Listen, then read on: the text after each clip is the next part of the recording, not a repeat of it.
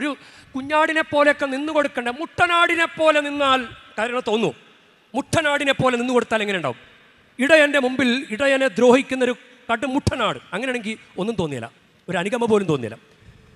ഇടയൻ്റെ കാവൽ ലഭിച്ചിടുവാനായി അജഗണമായി നീ മാറണം.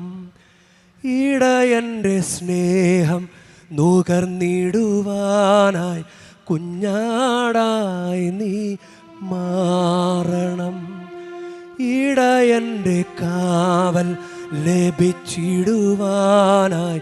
അജഗണമായി നീ മാറണം. ഇടയൻ്റെ സ്നേഹം നുകർന്നിടുവാനായി കുഞ്ഞാടായി നീ മാറണം. പള്ളിയിലെ വികാരിയച്ഛൻ്റെ അടുക്കൽ വികാരിയച്ഛനേക്കാളും വലിയ ആളെപ്പോലെ കളിച്ചാൽ വികാരിയച്ഛന് വല്ലതും തോന്നുമോ?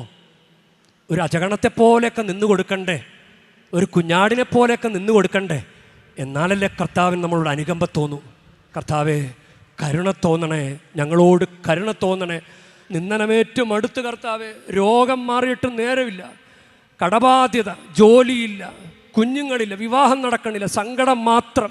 കർത്താവേ, കരുണ തോന്നണമേ കർത്താവേ. സങ്കീർത്തനം 123 പ്രാർത്ഥിക്കുവാൻ ദൈവം നമ്മൾ അനുഗ്രഹിക്കട്ടെ. ഈ ദിവസം അനുഗ്രഹമാകട്ടെ. കർത്താവിന് നമ്മളോട് കരുണ തോന്നട്ടെ. ആമേൻ.